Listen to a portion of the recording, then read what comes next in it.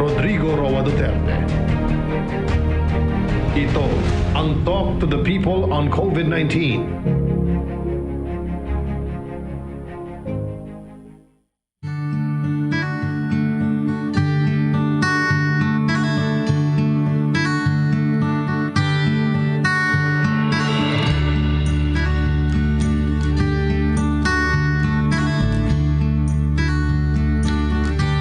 I think we are ready. So I'd like to welcome the resource persons. Thank you for participating in this dialogue. It is important that we know where we are and where we are going in this time of multiple problems, especially in the mutation of COVID-19. So there's a news.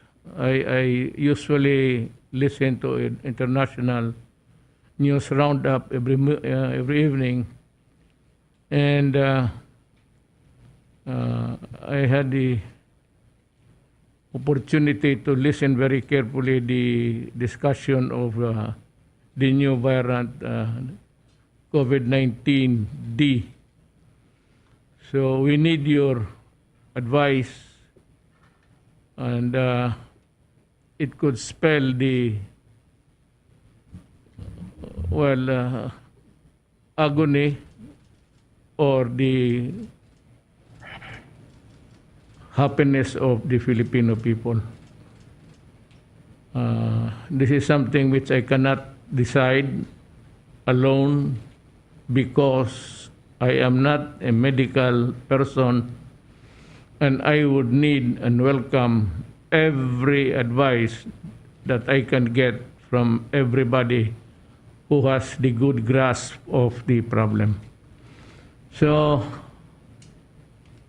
we begin today with a discussion of, before you have a report, Secretary Doke.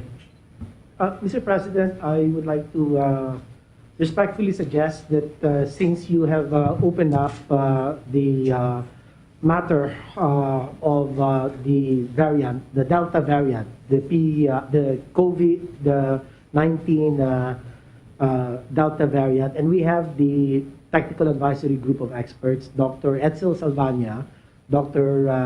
Ana Onglin, and Dr. Isa Alejandria, joined in also by the head of the Philippine Genome Center, UP National Institutes of Health, Dr. Cynthia Saloma, and also Dr. Eva Cutionco de la Paz. These are all the members concurrently constituting the task force on COVID-19 variants. And now, the most alarming of the variants, as we all have been informed about, is the Delta variant. So, Mr. President, if I may just ask that we recognize Dr. Edsel Salvania to make the presentation on the Delta variant. Dr. Salvania, kindly.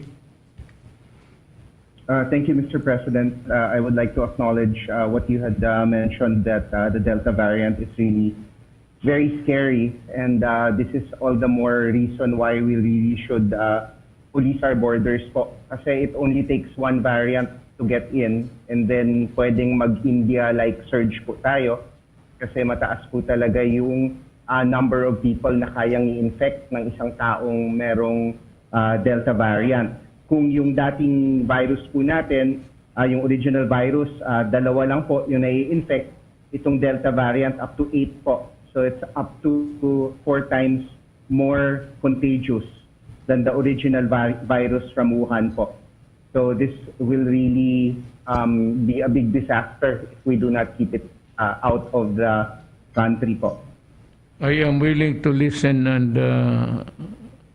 you can go with your presentation. We are very happy to hear from you. Thank you, Mr. President. Basically, this is a short talk about how we can keep the variants out, including the Delta variant po. and why our quarantine recommendations are going to protect our borders po. But basically, the rationale for our 10+4 strategy, as you are aware, the 10 days in facility quarantine upon arrival, and we test on the 7th day, and then we have 4 more days of home quarantine, is really designed to protect our country against the any COVID that is coming from abroad. Because it takes about 14 days for COVID to show itself kung matagal na po. Kung hindi pa po siya nagpapakita on the 14th day, most likely wala pong talaga COVID yung taong yon. But if they get infected at the time of arrival, then if we keep them in the quarantine in the facility for 10 days, at least hindi nila mahahawahan yung mga kasama nila sa bahay. By the time we release them on the 10th day, they are almost no longer contagious. Now, ang problema po, if they try to test them on arrival, almost certainly, kung nahawa yung person na yon in transit, hindi pa po magte-test positive yon. So, arrival testing is not recommended by the technical advisory group, and this is why we test it on the 7th day, para kung nahawa man sila in transit, we have a good chance of picking it up. But more importantly, if we do not release them until the 10th day, even if our test did not work, the chances that that person will be able to spread into the community, even if that is a variant, is very, very low. And then dinagdag pa po natin yung 4 days na additional na home quarantine para yung 14 days po na original, as you had mentioned, will be followed. Maybe I will try to share my presentation kasi yung ano po, kasi hindi na ano. We have the syllabus of your chart. We are following okay, you. sige. Andito. Okay po, sir. We will provide Okay, you sige po, the sir. syllabus. Okay. Sige, sir. So, yung 10+4 po, as I had mentioned, yung ano po kasi, on the slide that shows yung RT-PCR result, you can see naman po that day 1 to 3 of exposure, the RT-PCR will not be positive at all po. And then it is only on the 8th day where there is the highest chance of testing positive. But again, it is really the 10th day quarantine that lowers the risk. Kasi po, itong graph po na nakikita nyo, which is from the Centers for Disease Control, yung blue and purple po are what tells you what is the risk of transmitting to somebody if you only do 1 day of quarantine, 2 days of quarantine, 3 days of quarantine, all the way to 10 days of quarantine, assuming somebody is infected in transit. And you can see po, on the 10th day, halos zero na po yung risk na makakahawa ang isang tao. But if you release them on the 3rd or the 5th day, mataas pa po yung risk talaga, more than 20% to 40% the shorter you go. And then po, this is really worth it kasi there is really no risk of exposing the family as opposed to sending them home after doing arrival testing. And we know that arrival testing will miss up to 60% of the cases because the people might not test positive with RT-PCR yet kasi ano po talaga sila, false negative, masyado pa pong maaga. And of course, we need to keep out the Delta variant, which is very dangerous. So yung sa Taiwan po, ang nangyari, hindi pa to variant yung pinag-uusapan natin. Yung nangyari was they shortened the quarantine of their pilots from 5 days to 3 days and nagkaroon po talaga sila ng outbreak. And this is really bad because ngayon, alam naman natin, Taiwan did very, very well. And what ended up happening was that they were, they now have a surge. And this is because they shortened the quarantine. Shortcuts. And That's the problem with shortcuts. yes po, Mr. President. And then, yung variants of concern po, yung pinag-uusapan na po natin na Delta, yung po yung latest, 4 na po ang ating variants of concern, Alpha, Beta, Gamma, and Delta. Wala pa po tayong community transmission ng Gamma at Delta, and we really want to keep it that way. And that is why very important po yung stringent protocols natin. Yung Delta po, as I have mentioned, is 60% increased transmission over Alpha or yung UK variant, which was already 60% increased transmission over the original virus from Wuhan. So mabagsik po talaga to. If we thought Alpha was mabagsik, yung UK variant, mas mabagsik po itong Indian variant, yung Delta. And of course, there's also the finding that yung mga partially vaccinated, yung one dose pa lang, nahahawa pa rin po sila. Kasi mukhang itong Delta really needs 2 doses para maprotektahan po ng maayos. Yung one dose po is not very good at protecting against Delta. In the Philippines po, we've already had 17 cases of Delta, pero all incoming travelers po, and the protocols that you have approved have caught all of them po. So we have to continue and make sure that this is implemented nationwide because pwede po talaga tayong malusutan if we do not implement this strict protocol in all our borders because again, it only takes one. And so we have to be cautious po with our quarantine rules. Sabihin ko rin po kasi yung napag-usapan yung face shields, the Delta variant is also 40% more infectious outdoors. 60% more infectious indoors. So it would be nice po to have an extra layer of security na even if hindi naman required, the tag will still recommend to continue to use face shields even outdoors, especially with the threat of the Delta variant. And of course, we do consider the hardships of our OFWs who are fully vaccinated na matagal po talaga yung quarantine. But it is something that we have to study very carefully, especially with this new threat of the Delta variant. Thank you very much, Mr. President.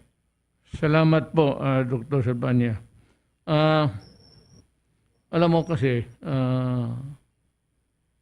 when I mentioned about the face shield, I was only shooting the breeze with the congressmen, members of Congress over there.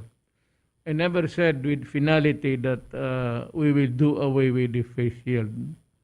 Now, I will agree with you, considering that this D variant is very aggressive and it can proliferate in so much short period of time. We may experience a second wave much more serious than the first. Ang problema dyan is I do not think that it will require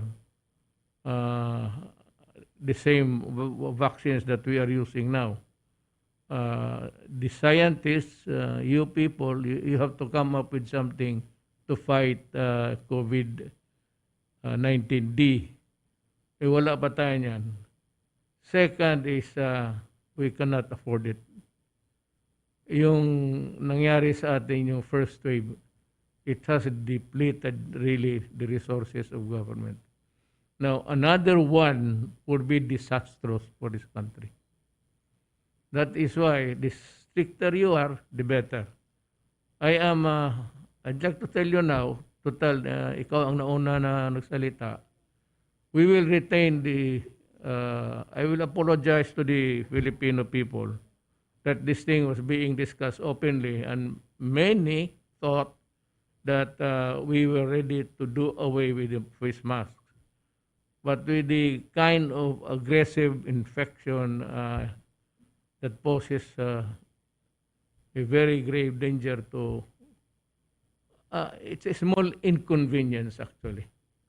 I know that it is inconvenient really to be wearing the mask, adjusting it from time to time. But that is only a very small price to pay. Than rather gamble with doing away with it and courting disaster. Kasi ang transmission, it's accepted by all that it will be transmitted to the eyes and to the nose. So I'm left with no recourse but really to adopt your recommendation. But I'd like to tell you that beforehand, while I said, reviewing the international news, nung narinig ko ito, I said, baka nagkamali talaga kami discussing about this in public. Because people thought that it was a done deal. No, it was not. It was just a casual chat. Uh, as of now, the face mask is on. Wala tayong magawa. The face shield. Importantly, the mask. Yun na lang ang pangkontra ko kasi it is to the national interest. I said that we must triple our effort because I said we do not know if it would require a new vaccine which has to be invented first. Second, we cannot afford a second wave because it might be far worse than the first, and then you will have a problem of our economy, and I said it would be a disaster for the country. Yes, Sir, Mayor, clarification lang po.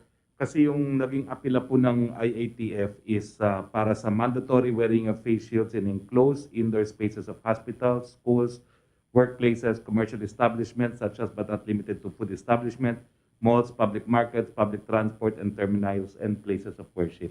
I'm doing away with that. That was just a suggestion actually. It was put into writing, but it never came to my... wala sa table ko. Opo. And I said, long before that, they were reduced in writing, maybe, yung mga narratives nila. I was really bent on restoring the mandatory use of the face shield. Indoors Kasi- and outdoors po. Kasi takot ako. Opo. Indoors and outdoors po. Na para malinaw po. Lahat. We go back Lahat to po. the normal before. So, balik talaga lahat. Mr. And President, itong quarantine must be strictly followed. Thank you, Mayor, for the No clarification. exception. No exception.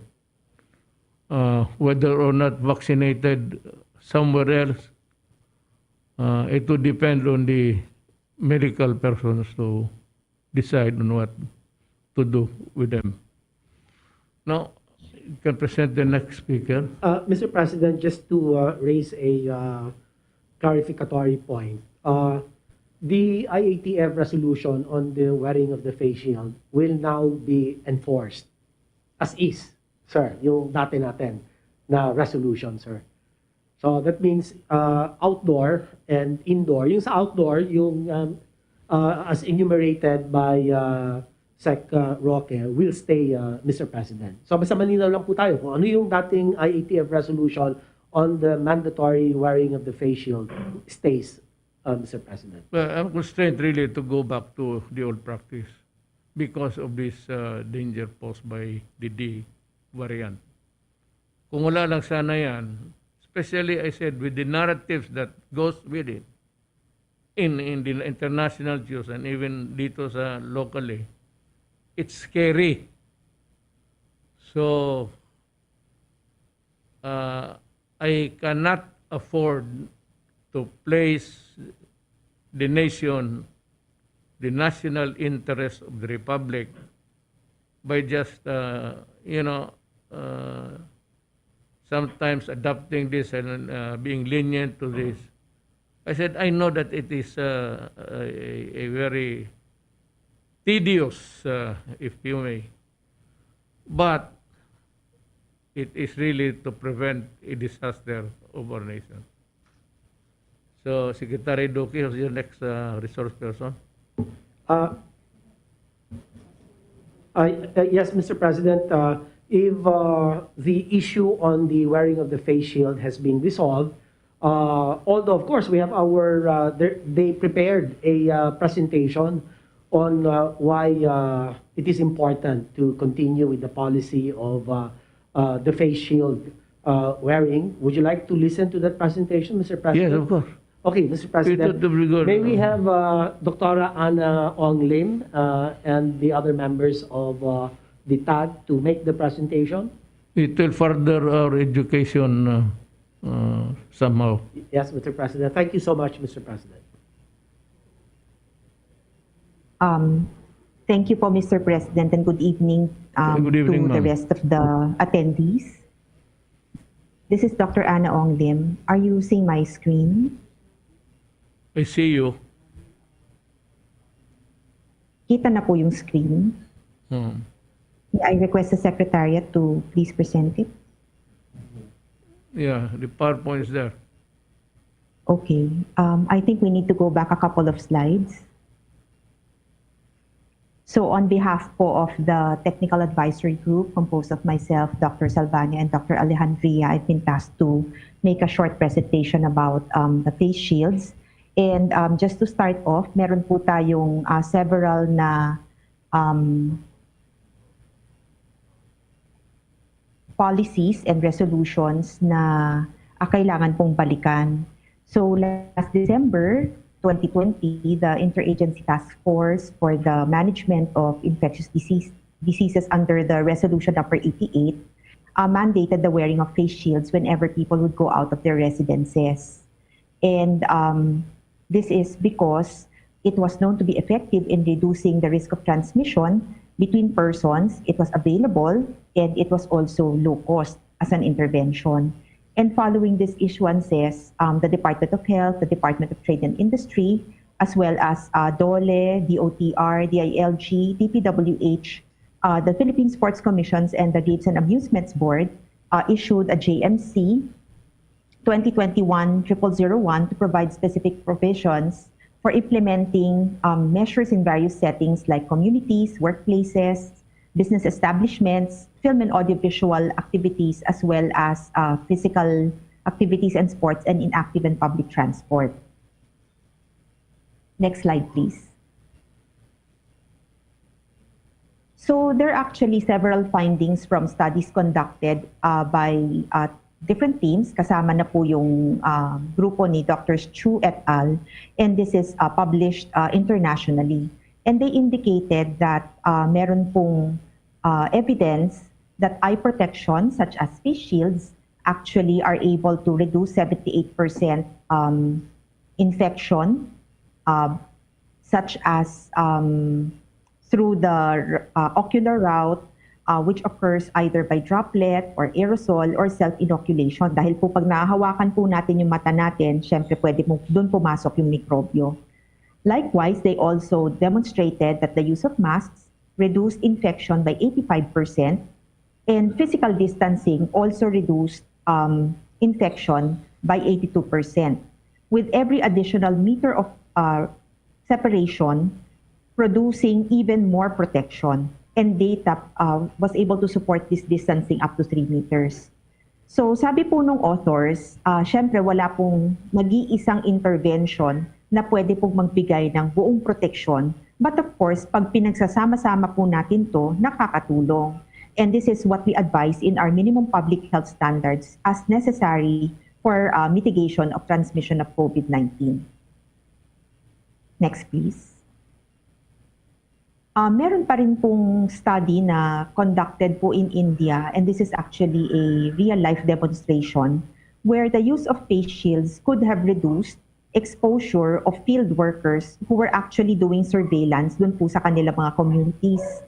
And this led to 62 healthcare workers who did not wear face shields visiting almost 6,000 homes, no? Na 12 po doon ay na-infect nung wala pa pong face shield na ginagamit. Pero nung minandate na pong gumamit ng face shield itong mga community-based teams, 50 of the healthcare workers who were required to wear face shields, none of them were infected, as they visited almost 20,000 homes where almost 3,000 individuals tested positive for SARS-CoV-2. So dito po sa study na to, nakikita po natin yung real-life effect nun pong paggamit ng face shield. Nung wala pa pong face shield, may mga nai-infect na healthcare workers. Nung pong gumamit na sila ng face shield, kahit pareho po yung ginagawa nila at nagpapahay-bahay at nag-i-interview, wala pong nahawa sa kanila. So with that, no, dahil po sa protection na maaring ibigay ng face shield at sa patuloy na pagdami ng COVID-19 variants na napatunayan naman nating mas nakakahawa, inirekomenda na ipagpatuloy ang pagsuot ng face shield sa labas ng bahay. So this is recommendatory, it's strongly recommended. Pero we submit na dapat po sana pag nasa loob po or indoors tulad ng mga establishments or workplaces ay dapat maging mandatory ang pagsuot ng face shield dahil nga po yung ventilation ay hindi po natin makontrol ng maayos. Habang mataas pa po ang bilang ng mga kaso ng COVID sa ating bansa at habang marami pa rin po ang hindi nababakunahan, we strongly recommend na mas maigi po yung magdoble ingat para maiwasan ang tuluyang pagdami ng mga kaso. Maraming salamat po. Thank you, Doktora. Apparently, from up to now, since we started, there seems to be really, or it weighs heavily in favor of just retaining the original protocols, social distancing, the mask and the face shield. And kung gusto mo talaga masigurado, in face of the danger of COVID-5, then we might add another layer, yung eyeglass, plus the face shield. Pa naman siguro kung hindi ka lang reckless talaga, you do not use your hands. Ako pa naman sanay ako dito, yung I play with my, nakita man ninyo minsan ang ano ko nakagano na, I don't know, but it's a bad habit. Kaya tinatalian ko na itong isang kamay ko para hindi ko na talaga mahatak. I accept your recommendation. This is the twice over na. So, I'd like to thank the panel and I'd like to thank also that you recommended the safest way for the Filipinos. Salamat po. I salute you.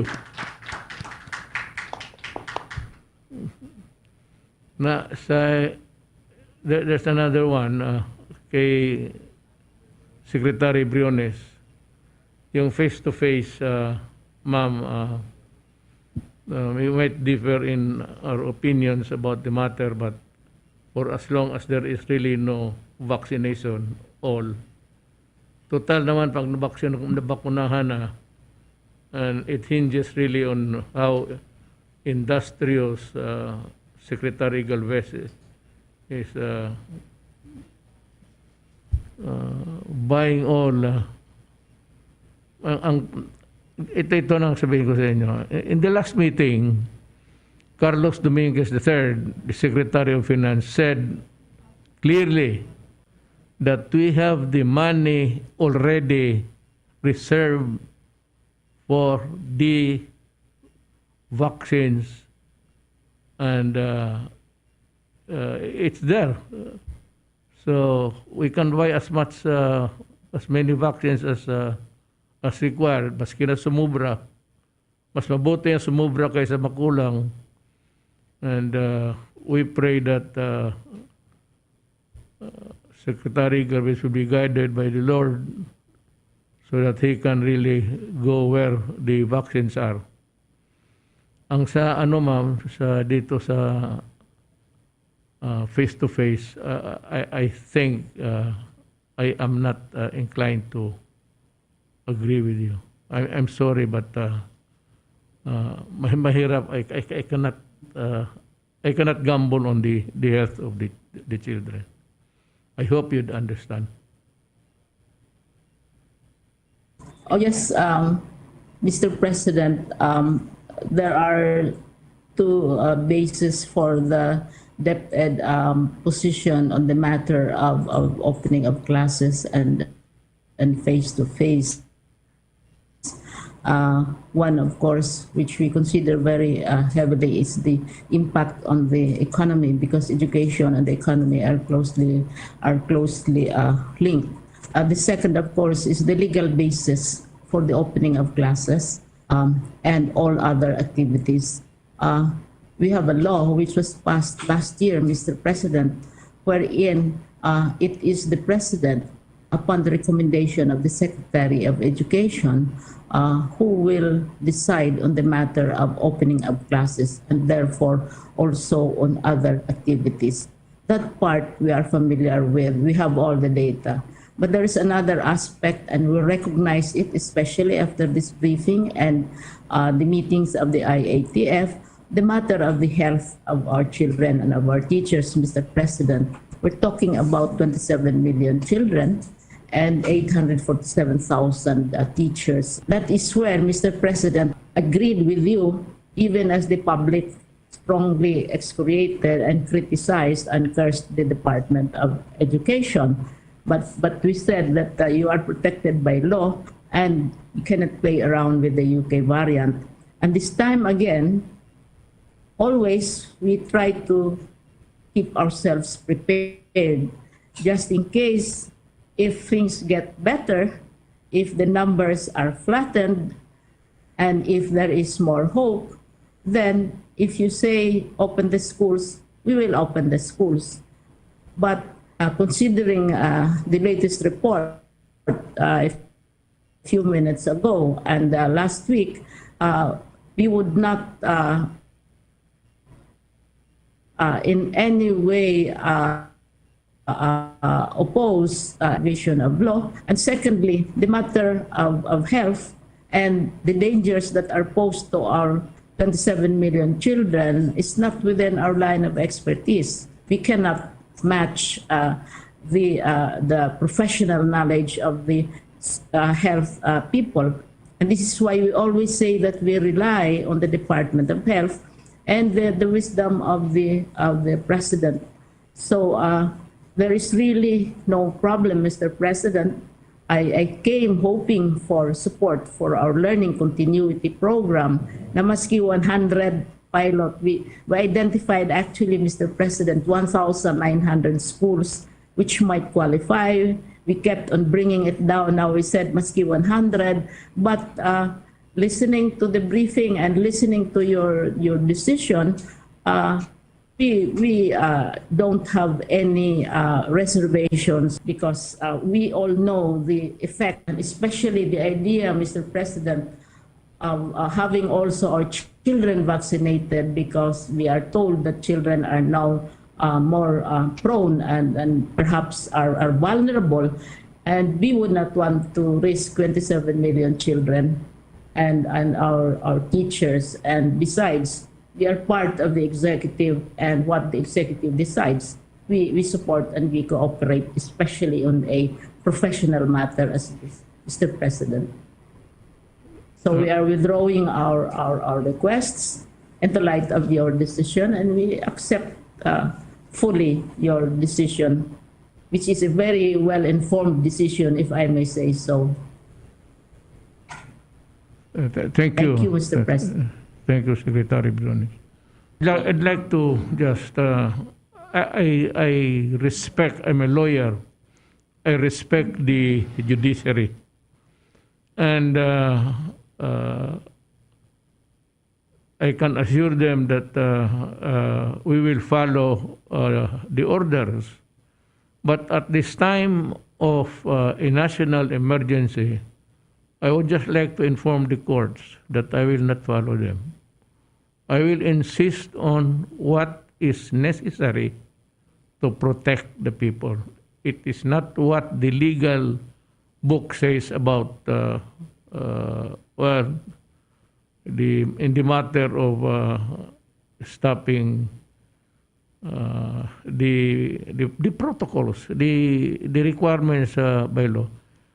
Si Gwen naman, she went to see me the other week, and I assured her that we are fair, and we would like to, I see the wisdom in her view, but I said the overwhelming notion among us in government and the medical doctors simply do not agree with her.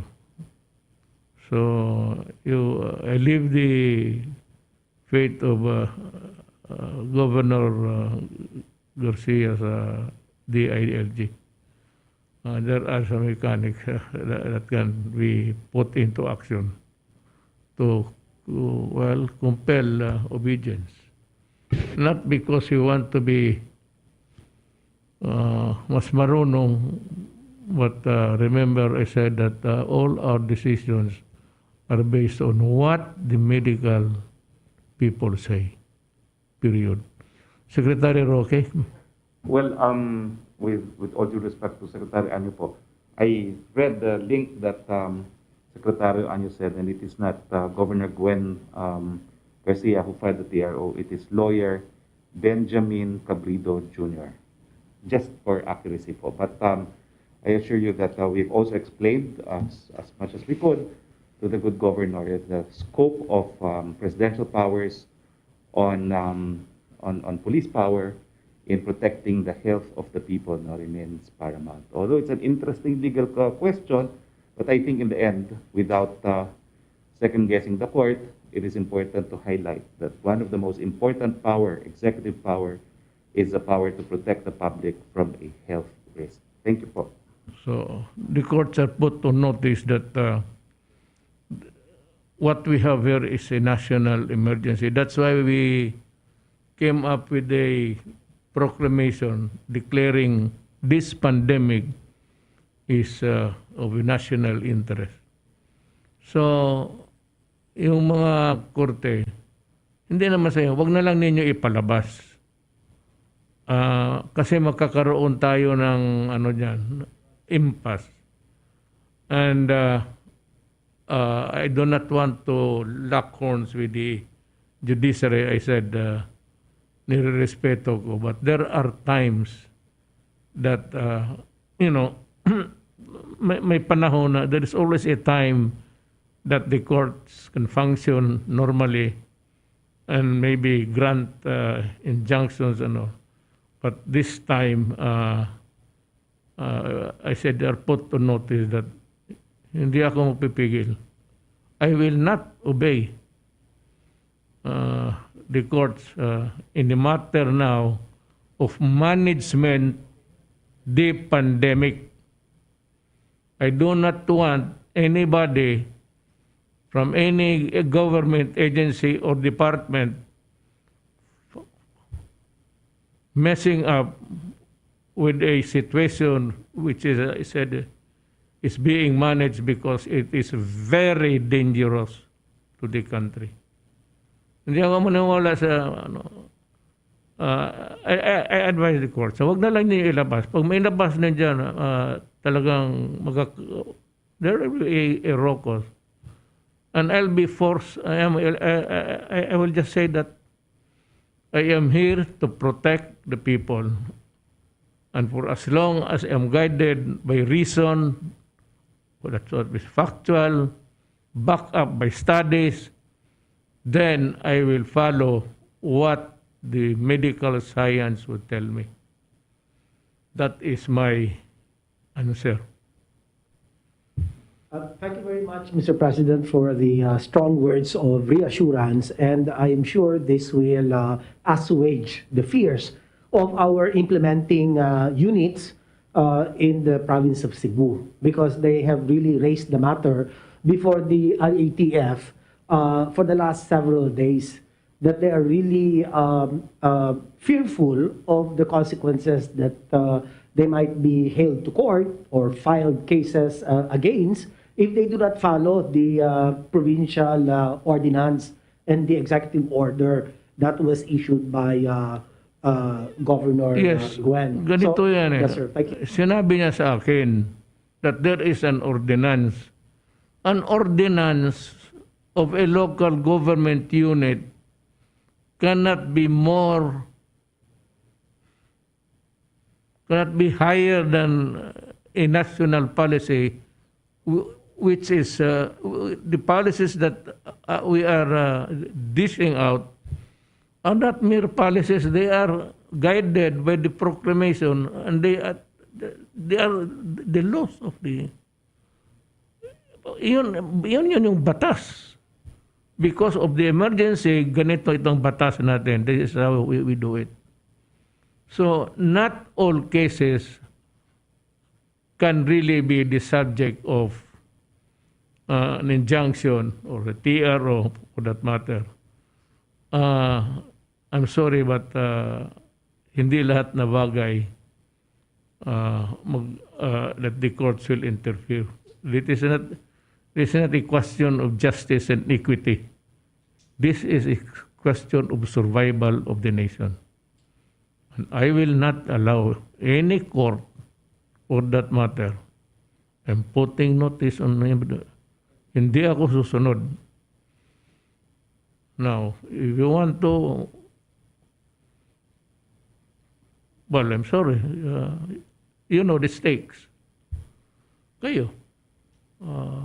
Basta ito ang position ko. Well, what was the next?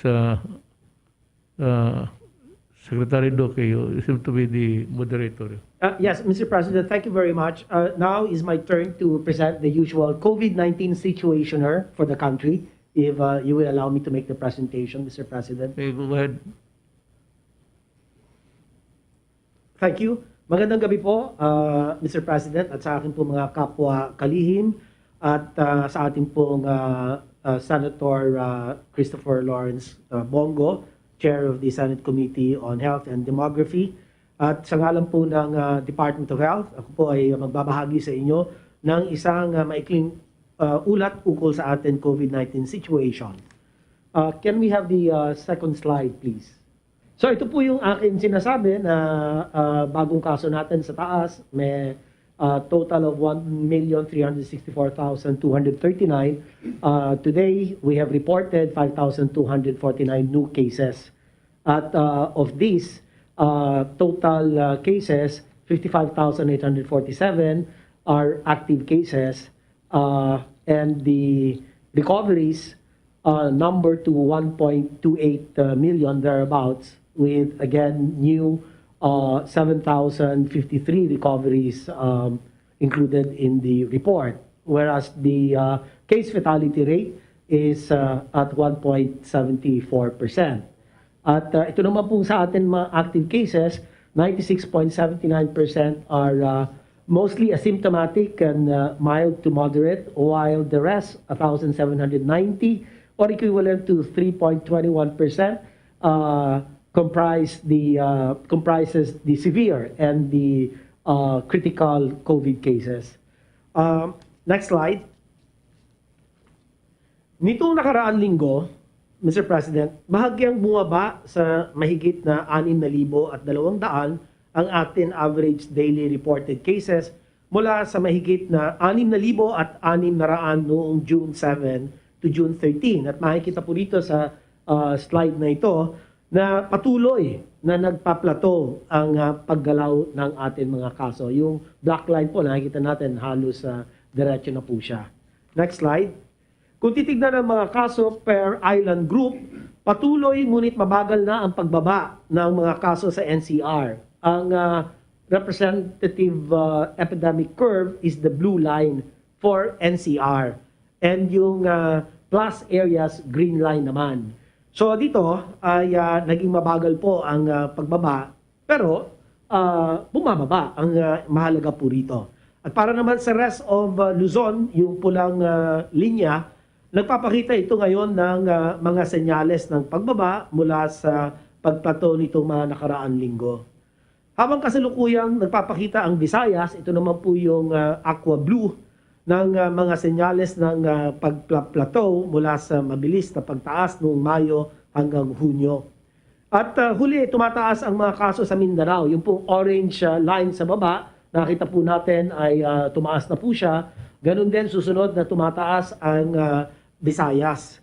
So, ito po ay atin pong binibigyan paalala ang atin pong mga local chief executives sa mga naturang lugar na kanila pong dapat i-intensify o paigtingin ang kanila pong PDITR strategy and also improving their vaccination coverage, supply permitting. Next slide. Kung titignan naman atin ang average daily attack rate at 2-week growth rate ng iba't ibang rehiyon, makikita na mga rehiyon sa Mindanao ang karamihan sa atin mga high-risk groups kung saan nadagdag dito ang Regions 11 and 12 nito pong nakaraan linggo. At patuloy na tumataas ang average daily attack rate ng Caraga.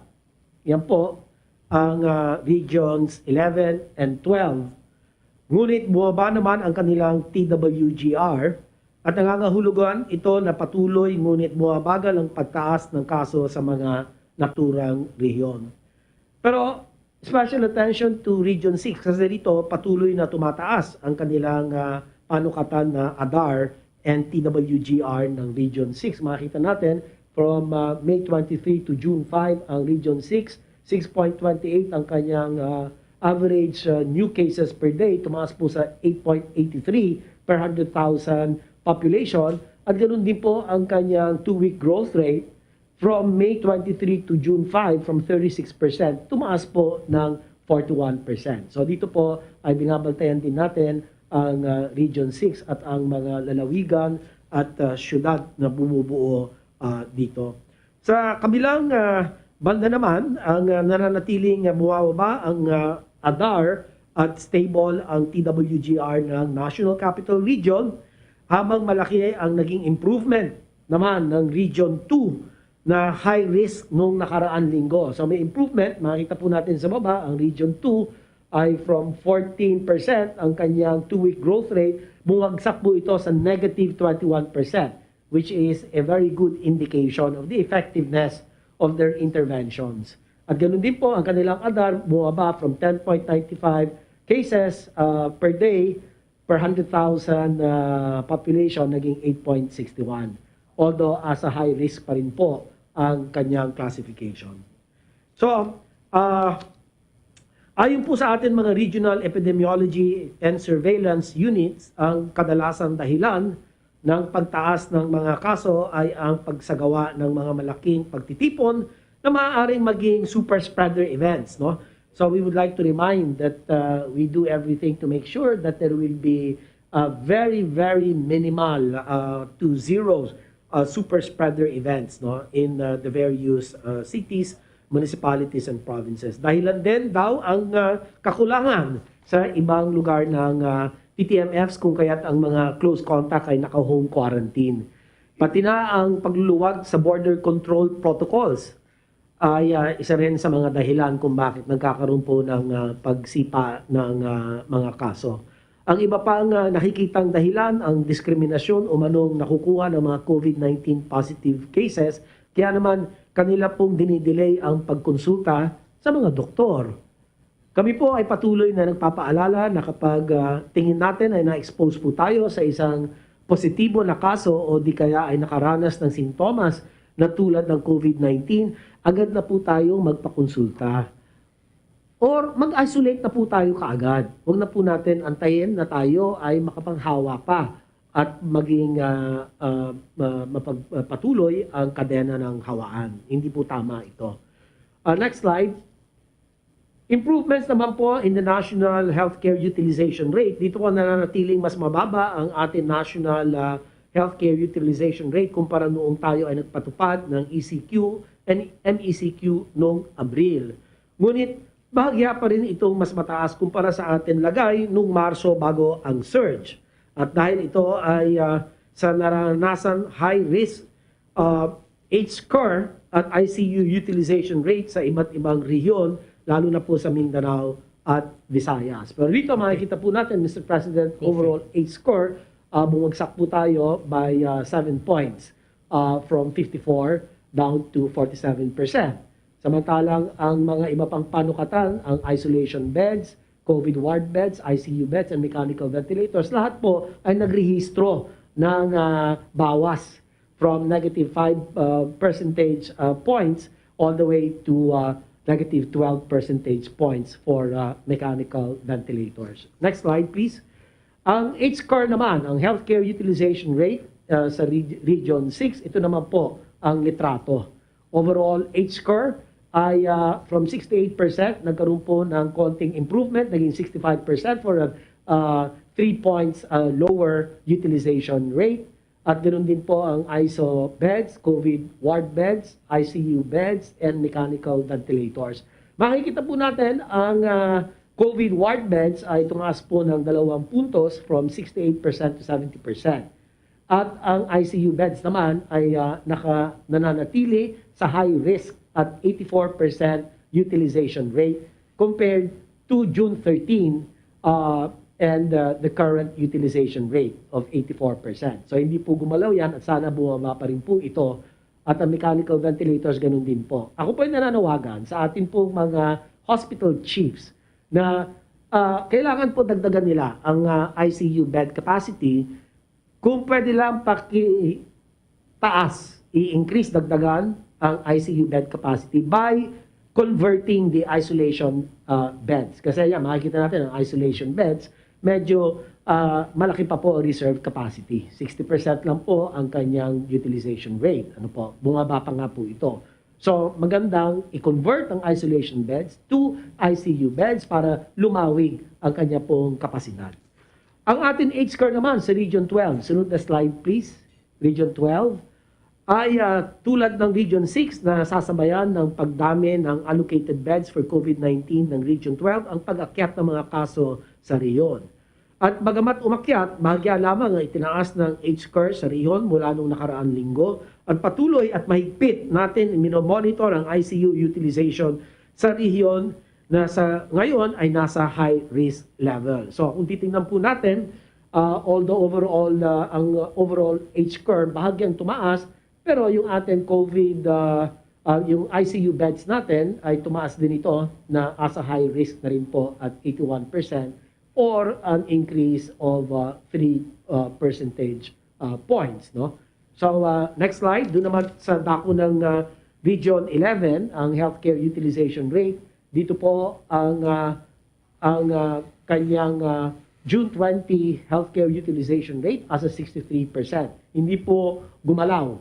So pareho pa rin compared to June 13 at 63%. Ang isolation beds ay bumaba ng 1 percentage point. Ang COVID-19 ward bed tumaas po ng 4 na puntos. At ang ICU beds, ito po tumaas naman ng 8 points. At malaki po ang tinaas ng ICU bed utilization sa Region 11. Ganun din naman, ang maigilang, Mr. President, ang mechanical ventilators natin ay bumababa naman by 10 percentage points. Kanya, ibig sabihin po nito ay although hindi ganun kataas ang ating mechanical ventilator utilization rate, pero bantayan natin ang ICU beds. Ano po? So ganun din po ang ating abiso sa ating po mga hospital chiefs. Unang-una, kinakailangan itaas po ang COVID bed allocation ng mga pribadong hospital from 20 to 30%. At ang mga pampublikong ospital naman po dapat itaas kaagaran from 30% to 50% ang COVID bed allocation. And pangatlo po ay ang conversion ng ating po mga isolation beds, 55% nga lang po as of June 20, to ICU beds para mas mabawasan pa natin ang healthcare utilization rate ng ICU beds at bumaba po ito hanggang sa maaari sa moderate risk classification, which is at 60 to 69%. Thank you. Next slide, please. Ang H-score naman sa Region 10, ito naman po ay ang overall utilization rate ng kanyang hospital capacity ay bumaba po ng 4 points. Ang isolation beds all the way ay hindi nagbago. Ang COVID-19 ward beds ay bumagsak po ng 14 percentage points. Ang ICU beds naman ay tumaas. Medyo nakakatakot po ito, Mr. President, kasi ang laki po ng kanyang itinaas by 24 points. At muli, yung aking sinabi kanina ay sundin po natin. Tumalima po kayo sa abiso ng Department of Health. Sa mechanical ventilators po ay bahagya naman, malaki din naman ang ibinagsak. Maigi lang, from 47% to 34%. Or 13 percentage points. Next slide, ito naman po yung ating confirmed COVID-19 deaths by week. Ang total deaths po natin as of today is 23,621. Patuloy naman ang mabagal, ngunit bumababa ng ating mga naitatalang mga pumanaw at sa kasalukuyan nasa 56 deaths per day po tayo ngayong Hunyo at nakapagtala na tayo ng 1,150 deaths sa loob ng 20 araw ng buwan na ito. So makikita po natin doon sa table na yan ay nasa 56 daily average po tayo, 56. Ano po?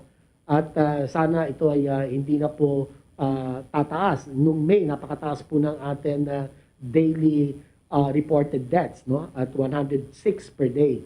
And in fact, nung April, kasagsagan natin, umabot tayo ng 121 deaths per day. Ano po? At so ngayon ay nakikita natin maliwanag at bumababa. Sa kabuuan po, una, patuloy na nagpaplato ang ating mga kaso habang ang Mindanao, ang ating kasalukuyan highest contributor sa ating mga naitatalang kaso kada araw. Kalawa, patuloy naman bumababa ang ating naitatalang deaths. Gayunpaman, mas mataas pa rin ang naitala natin deaths ngayong buwan kumpara noong Enero. At ikatlo naman, habang maganda na nasasabayan ng ating pag-allocate ng COVID-19 dedicated beds ang pagtaas ng mga kaso sa Visayas at Mindanao, kinakailangan maging maaga pa ang ibang rehiyon, lalo na ang mga rehiyon na nagkaroon ng malaking pagtaas sa ICU utilization rate. At paghuli na po, kinakailangan natin maging listo at alerto sa pag-aksyon sa dumadaming mga nagkakasakit at na-admit sa mga ospital habang pinanatili natin ang ating mga nasimulan kung gusto natin masugpo ang nararanasang surge sa Visayas at Mindanao. Pinaalalahanan namin ang mga riyon na i-monitor hindi lamang ang naitatalang kaso kada araw, ngunit pati na rin po ang long-term trends na makatutulong sa higit na pagsisiyasat upang maihatid ang pinakaangkop na response strategies. So ito na lang po, Mr. President, ang pinakahuling bahagi ng aking ulat at handa po akong sumagot sa inyo po mga katanungan. Maraming salamat po. Thank you, Secretary Doke. May tanong lang ako sa iyo. How many local governments have received the vaccines? Dito, ilang siyudad o probinsya na nabigyan ng mga bakuna? Meron po tayong allocation plan, Mr. President, for every region and for every province, cities, and municipalities.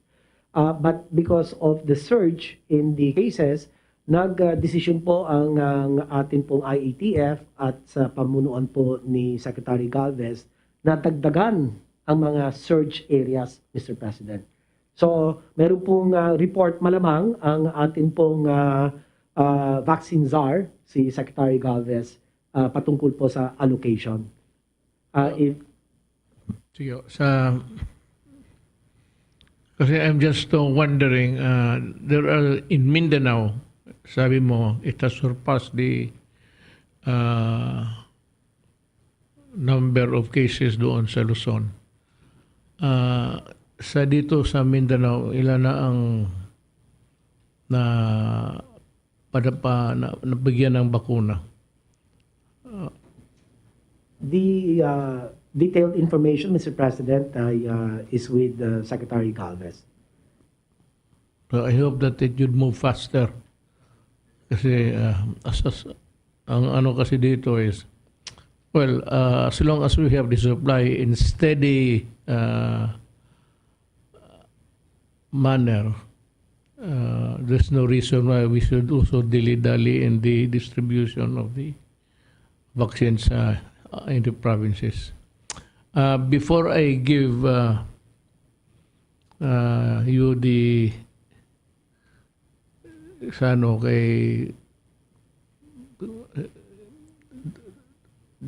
kay Dr. Domingo, mauna muna tayo dito kay Secretary Galvez so that you would know how much ammunitions we have against the fight of COVID. Mr. President, fellow cabinet members, Senator Bombo, magandang umaga po sa ating mga medical experts present today. Sa ngayon po, magkakaroon po tayo ng briefing on the updates on our vaccination program. Next slide, please. Ang number one po is the Philippine Vaccination Center have reported that we have reached 8 million mark last Friday, June 18. We have already received 14,205,870 vaccines with 5,876,820 doses for the month of June. We are expecting to receive 4 million more before the end of the June. We will be receiving the COVAX that I will present later. And then the good news is that the Philippine negotiating team, headed by USEC Mark Hoben and also the DOF team, was able to sign and concluded the Pfizer. Secretary Duque and I signed the supply agreement last Saturday, which consists of 40 million doses. This is the biggest deal, Mr. President. And we are really thanking Pfizer for really fulfilling their commitment that even though the negotiation was long, the delivery is the same time of delivery. And the volume from originally we are negotiating only 15, they increased it to 40. And Mr. President, we will be surprised later on if we will be given the price will be at the public domain. Makita po natin na napakaganda po ng binigay po ng Pfizer sa atin. One of the best deal that we ever had. And we really thank si Ambassador Babes Romualdez, ang ating American Embassy, and also the American government for really providing us this big volume and also on time. Ito po, maganda po ito dahil kasi baka magamit po natin sa children kasi majority of this volume will be given during the third and fourth quarter. Lalo na po sa fourth quarter, pagka nag-open up na po tayo ng vaccination po natin. At nakita po natin ng Pfizer na sa ating EUA, pwede na po ang 12 and above. And then dumating po kahapon yung Israeli expert to share their latest experience on vaccination program. Kanina po, nagsimula na po kami. At maganda po yung mga experiences natin, mga protocols, and also kung paano nila pinapangalagaan ang kanilang mga vaccine. Tomorrow, magkakaroon po kami ng extensive discussion on logistics management, on how we will preserve our vaccine so that we will not have wastage, and how we can distribute it as soon as possible time as you directed to us, that it will be delivered on time to the provinces. Kasi po talaga yung ibang mga vaccine natin, nahihirapan po tayong i-dispose doon po sa rural areas dahil kasi po very sensitive. And with their experience on handling cold storage, yung isa pong specialist po doon, siya po yung parang kasama po sa mga cold storage facility na binigyan po ng authority ng Israel. And then also, nakakatuwa po yung the LGUs are scaling up their daily capacities. Siguro po si Senator Bongo talagang niya po maraming po tumatawag kasi nauubusan na po sila ng vaccine kasi tumataas po ang mga capacity ng ating mga LGUs, particularly po sa mga rural areas at saka sa mga highly urbanized city. Even ng Cagayan de Oro, talagang tumatawag din po dahil kasi mabilis po ang consumption nila from 5,000 to 8,000. Yung Ormoc, ganun din po. Yung Negros, yung Iloilo, tumatawag po dahil kasi kayang-kaya na po nila yung 5,000 to 8,000 a day. At nakakatuwa nga po dahil kasi yung ibang mga LGU talaga, they're increasing their capacity and they are mobilizing all the different stakeholders. Mamaya po pakita po natin na talagang yung ibang mga sektor ay kanilang minamobilize at in-integrate so that they have an increased capacity in the vaccination. And then kaninang umaga po, diniscuss po din namin ng T3, meron po tayong tinatawag na Boston Consulting Group na nagbibigay po ng mga information globally kung ano po nangyayari worldwide. Kasama po yung pag-increase ng kanilang vigilance on the Delta variant, which we will provide some slide. And then yun po ang ginagawa rin po namin dahil kasi ang business sector at saka yung LGU ay pinagbabantay na po natin din sa Delta variant dahil nakita po natin na napakataas ng kanyang transmissibility at saka meron talagang yung severity, meron pong talagang medyo po siya, dangerous po siya. So yun po ang ginagawa po natin para at least yung lahat ng stakeholder, there will be a continued vigilance, and then yung tinatawag natin yung stringent control, and also yung tinatawag na preparation sa ating pandemic response on a large scale, so that we can have yung yung tinatawag natin yung kung ma-anticipate po natin na alam po natin na yung kung ano nangyari sa India, and we have to anticipate everything in large scale, yung lahat ng pandemic response po natin. And then pinakita rin po doon sa sa presentation na in some extent pagka naka-double dose na po tayo, fully vaccinated, ay kaya pong yan po yung variant. Ibig sabihin, meron po tayong protection even sa mga variant po. Mamaya po iyan po natin. And then yung nga po sinasabi ng ating mga expert na kailangan po natin talagang walang compromise sa strong border control. Sinabi nga po doon ng presentation ni Father Nick Austriaco at saka ng ating Boston Consulting Group na yung ginagawa po ng Cebu ay very, very dangerous as compared sa stringent policy na ginagawa po abroad. Even I believe yung Israel na fully vaccinated na, talagang 14 days ang quarantine po nila sa mga travel border control po nila. So ganun po karamihan ang policy ng mga ibang mga countries na hindi po mababa ng 14 days. Yung iba pa nga po, 21 days po. Next slide. So ito po yung ating magandang mga numero na sa ngayon po, tumaas, sinabi nga po ni Secretary Duque, na tumaas po yung ating tinatawag na working average, yung weekly average po natin. Dati po, nung last week, nireport ko po sa inyo, 900,000 lang po ang ating na kumpleto sa weekly po natin, dito po sa right-hand side. Sa ngayon po, nakapagtala po tayo ng from June 15 to June 20 ng 1.4 million jobs per week. And then June 15, na-breach po natin yung ating record na nakapagtala po tayo ng 322,929 jobs. Ang kagandahan po dito, Mr. President, malapit na po natin matapos yung healthcare worker ng first job. Nakaka-96% na po tayo. Yung ating pong talaan sa ating master list ay 1.6 million. Ang ating pong nagkaroon po ng first job is already 1.5 million. So konti na lang po, bali 4% na lang po ang kailangan po natin. At saka ang kagandahan din po doon, 1,067,630 na po ang fully vaccinated na ating healthcare workers. At tumataas din po ang numero ng mga senior citizens natin at saka yung ating may comorbidities na naka-reach na po tayo ng 2 million each. So sa ating A2, meron na po tayong 2,01,758 at sa A3, meron na po tayong 2,088,000 na vaccinated or more or less 41%. Nagsimula na rin po tayo sa A4 at yung iba po nagsisimula na po sa mga tinatawag nating mga indigent population, yung mga poor communities. So meron na po tayong nasimulan na 67,185. Ito po talaga yung nasa slum areas. Talagang kinukuha po natin talaga sila para at least magkaroon po ng tinatawag nating vaccination. Kasi sila po ang marami sa hesitant na talagang magpa-vaccinate. At sila po ang pinaka-vulnerable. Kaya po yung guidance niyo po na bakunahan natin ng mga mahihirap, ang ginagamit po natin pang bakuna po, mga Pfizer at saka yung po talaga. So doon po natin dinideploy ang ating mga bakuna na galing sa COVAX. So sa ngayon po, madagdagan po ang ating vaccination site. Kung makita po natin vaccination site, nung huling report ko po is 3,900 lang po ang vaccination site. Ngayon is 4,055.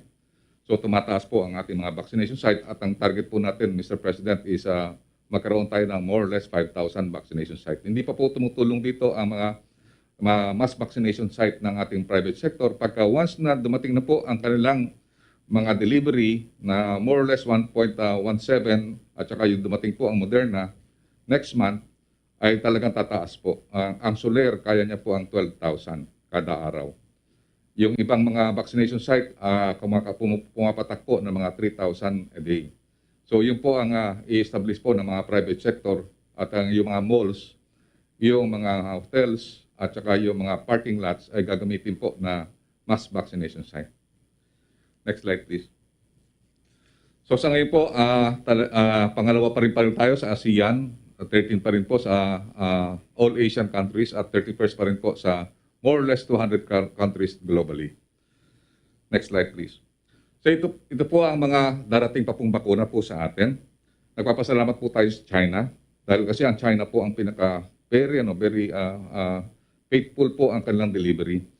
So this coming June, meron po tayong 1.5 million at ang inyong pong directive is majority po nito i-deploy po natin sa mga nag-research at saka yung mga provinces na hindi pa po nakakakuha ng kanilang mga vaccine.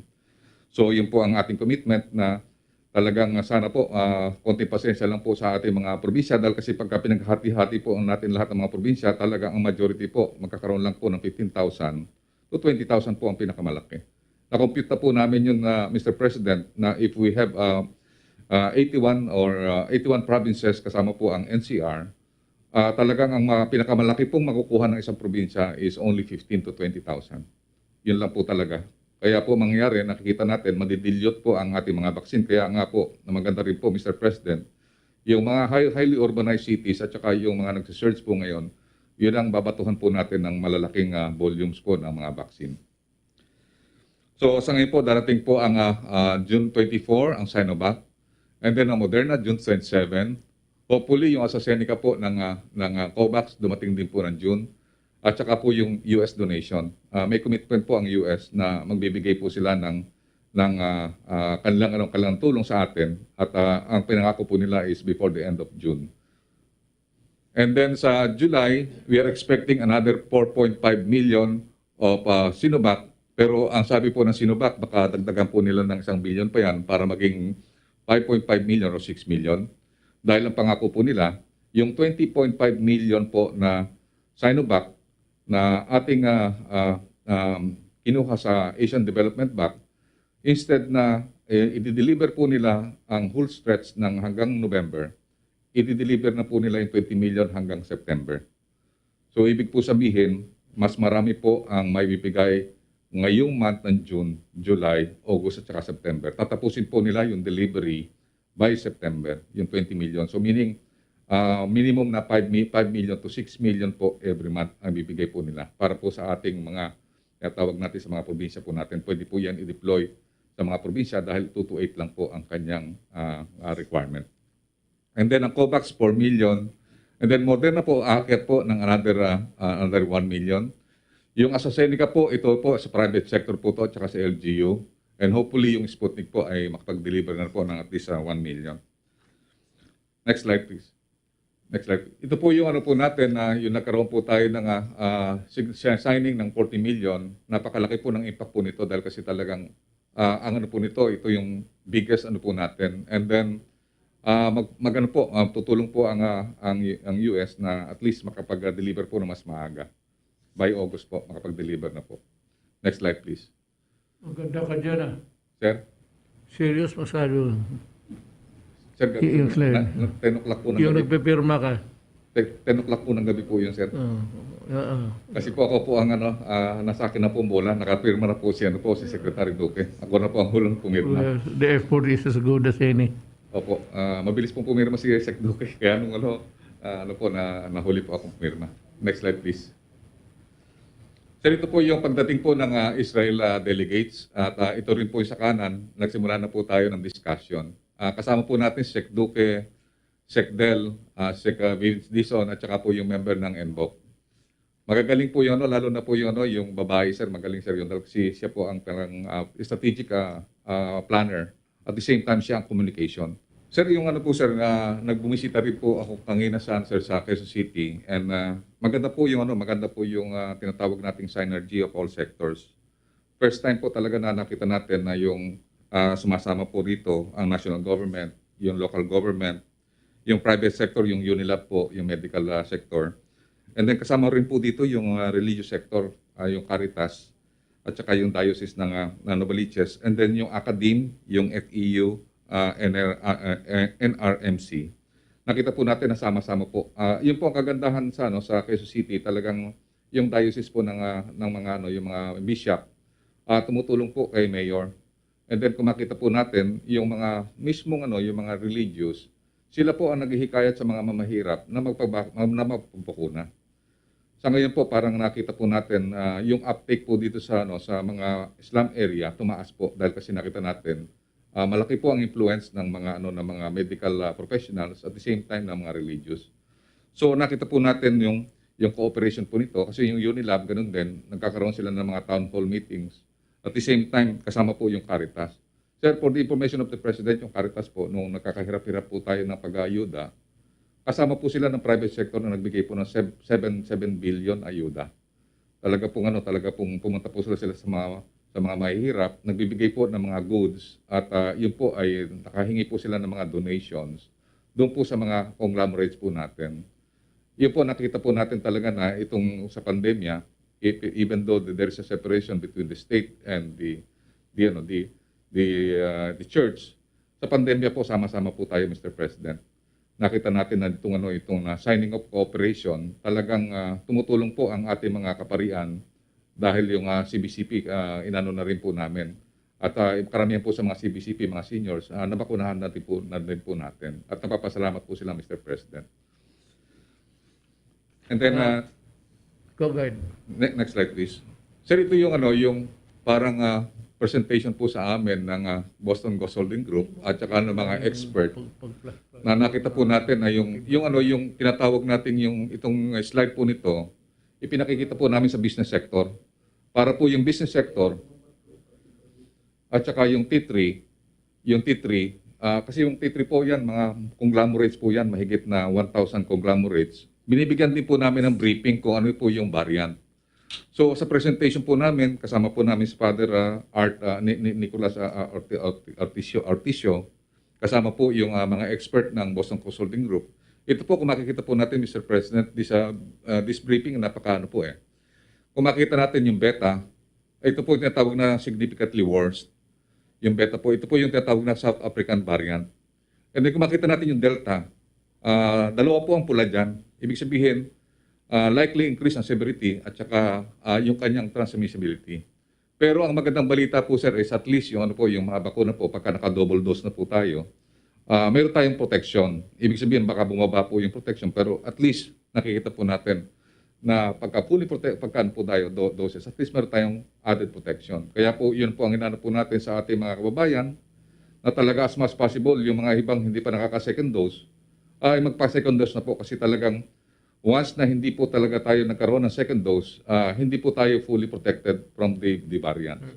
So yun po ang inano ko lang po, mahal na President, na yung ating mga LGUs, kailangan magano po tayo talaga na hikayatin po natin ang ating mga kababayan na talagang kunin yung second dose kasi pagka first dose, wala po tayong talagang full protection po doon. Yun lang po, mahal na Presidente, at maraming po salamat. Thank you, Secretary Golver. We are through with Del. You have something to report? Mr. President, I have nothing significant to report tonight, sir. Okay. So tapos na tayo. Let's go to...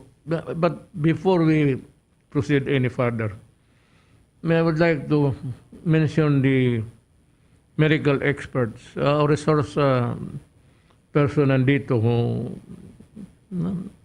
shared their time with us. Si Dr. Edsel Maurice Salvania, Dr. Cynthia Palmes Saloma, Dr. Eva Maria Coutinho de la Paz, Dr. Ana Ong, and Dr. Marisol Alejandria. Salamat sa panahon ninyo. I know that it's a little bit to be sacrificed to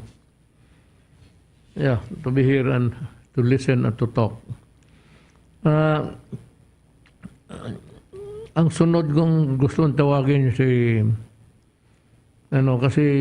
binubugbog minsan ito ng criticism si Dr. Domingo.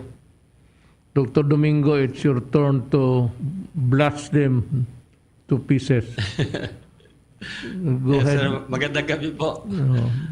Magandang gabi po, Mr. President, tsaka sa lahat po ng mga member cabinet kay Senator Go. Alala mo, sa totoo Yes, lang. sir. May konti lang po akong gawain mo lang yung trabaho mo. Do it right and to hell with the criticism. Demokrasya to eh.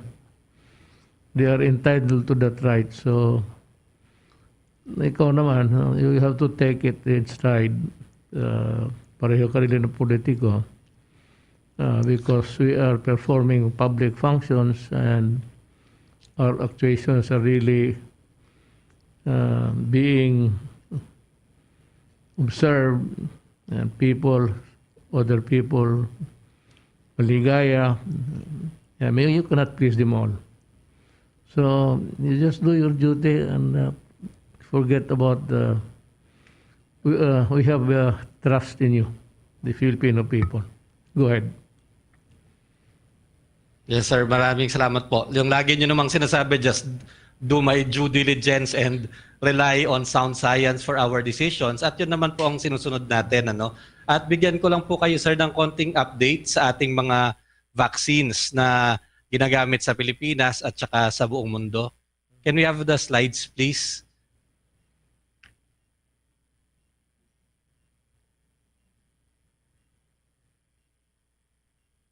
Wala.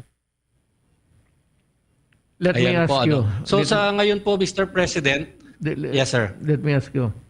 Itong trials ba na ito, the vaccines made by several countries? How Yes, many sir. countries Iba-iba pong country. Sa atin po, merong 4. participating in this? Yes, sir. Okay, you have approved 18. Sir, these are all over the world. There are now 18. May Okay. nadagdag po kasi this week na isang vaccine from Iran, and then before that there was one vaccine from Japan. Pero sa Pilipinas po, we have approved 8 vaccines po for emergency use authorization, and we have ongoing 3 clinical trials at may madadagdag po na isang clinical trial ng isang bago pong bakuna, at meron pa po tayong pending yung WHO Solidarity Trial for vaccines, and our vaccine expert panel, meron po pong tinitingnan ngayon na 2 pa pong possible vaccine clinical trials. So maaari pong umabot ng mga 6 or 7 yung clinical trials po ng vaccines dito sa atin, sir.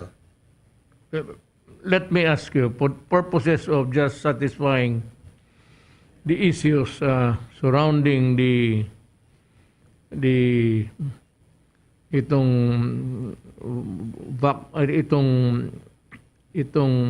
Iver. Ito lang po yung may konting updates ako, no, yung kulay green po, yung Sputnik vaccine, ito po yung 2-dose vaccine na adenoviral vector na magkaiba. They've already written us to say that they might be amending the emergency use authorization para habaan po yung time interval between the 2 doses.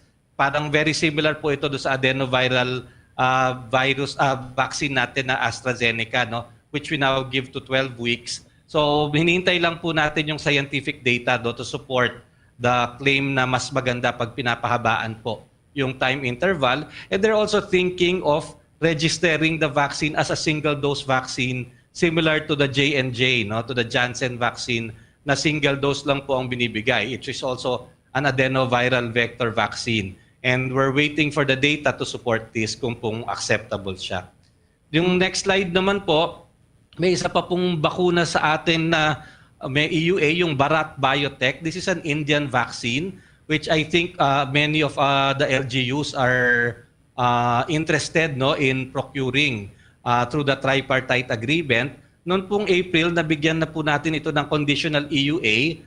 And now they have completed all of the requirements, including po yung certification nila ng good manufacturing practice. So there's no hindrance to them importing the vaccine into the Philippines, except of course that they have to go through, of course, the vaccine czar and the Department of Health. Kasi po under EUA po ito, hindi pa pwedeng i-market directly, no, sa mga consumers, kundi it always has to go through our vaccination program.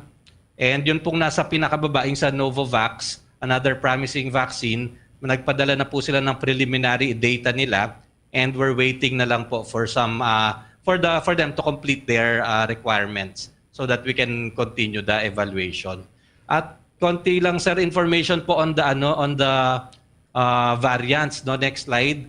So since tandaan, if we remember, talaga pong ang mga vaccines na ginagamit natin ngayon were developed, of course, using the original COVID-19 virus. At unti-unti po nagkakaroon siya ng mga mutations, and in fact ito po yung list, no, there are several mutations now, started of course with the UK variant, nagkaroon po ng South Africa, Brazil, pati po dito sa atin nagkaroon po ng isang variant, and the ones that is of concern now is the Delta variant.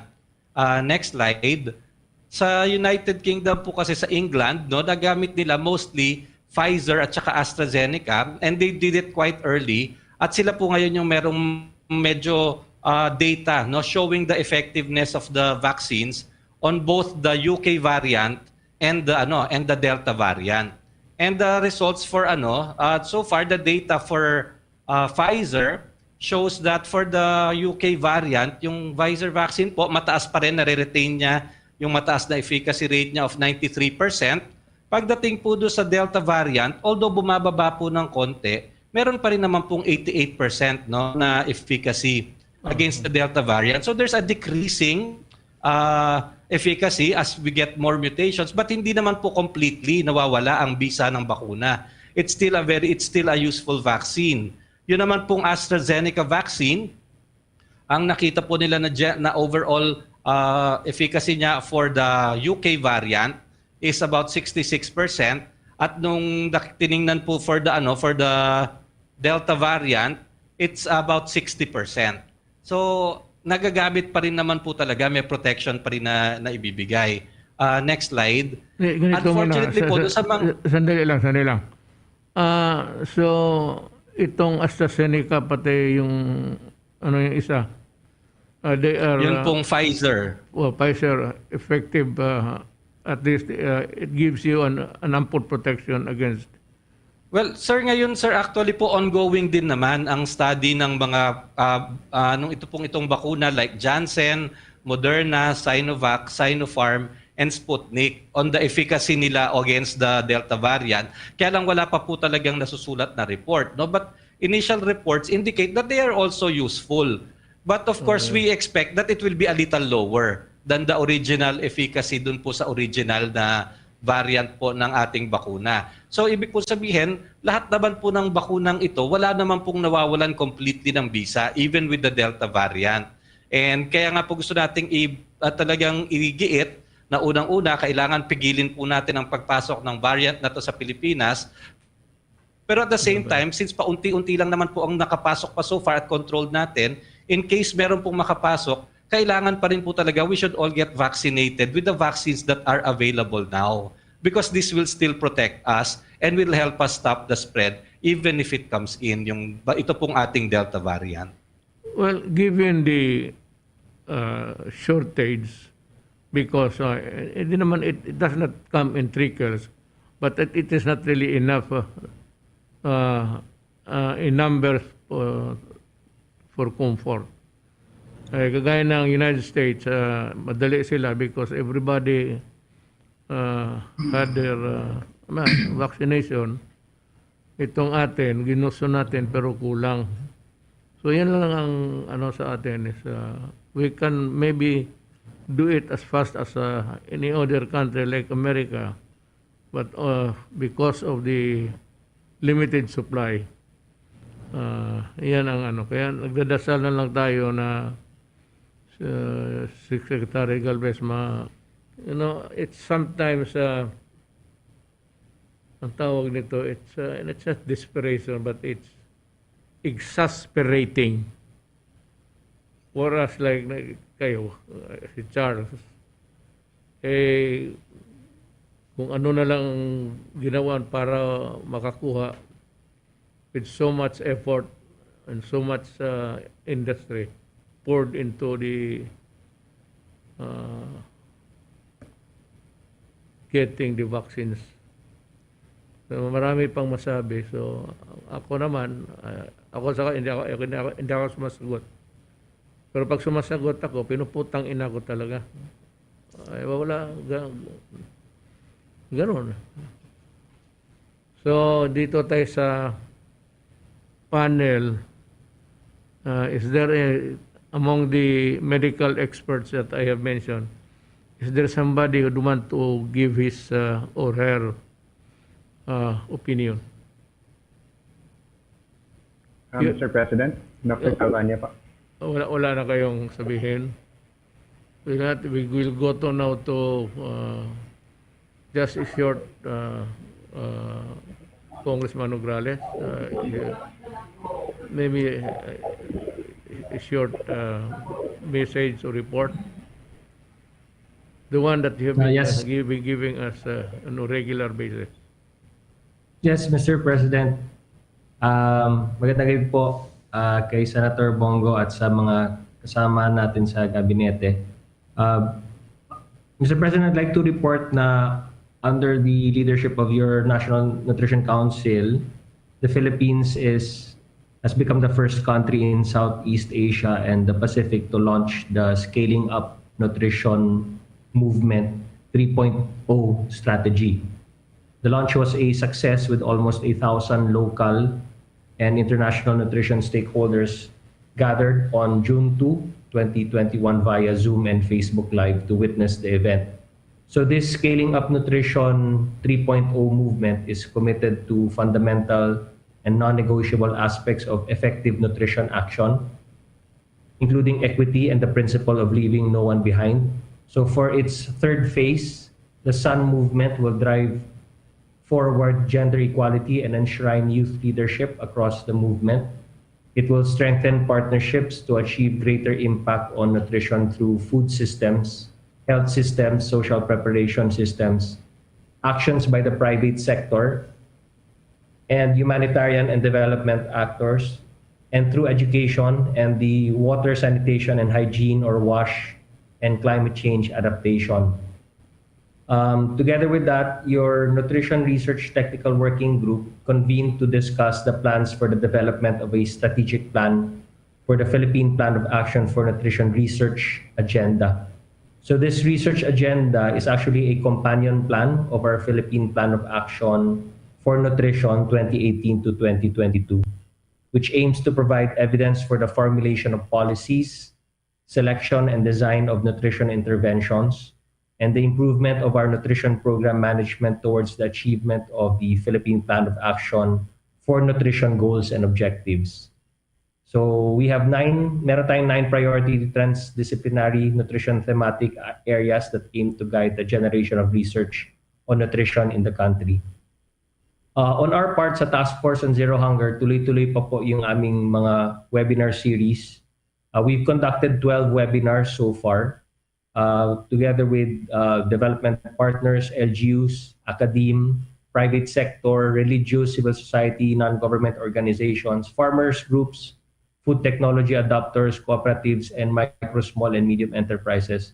Ginagawa natin, Mr. President, yung webinar series para to get more food technology adopters for our Department of Science and Technology Food Nutrition Research Institute,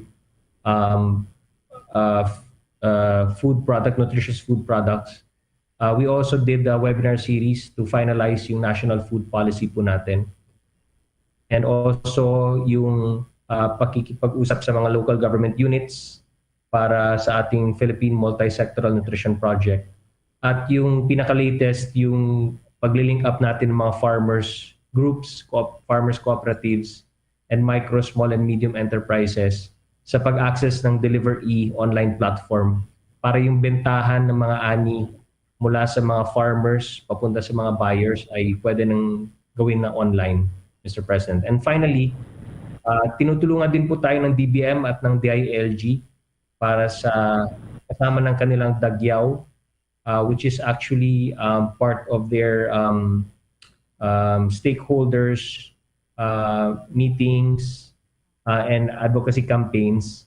Itong Dagyaw Usapang Food Security at Nutrition, which was a virtual town hall meeting para mapag-usapan sa problema ng kagutuman at nutrition on different issues pertaining to nutrition and how a food secure nation can be the key to attain nutritional requirements for the country. Ayan lang po muna, Mr. President. Thank you. Thank you, Secretary Morales.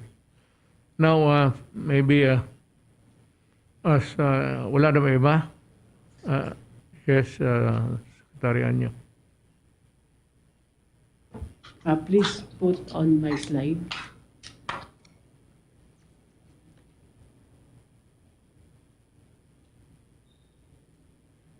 Si Salman yan. Pakilagay yung slide. Ang ganda ng sing-sing, oh.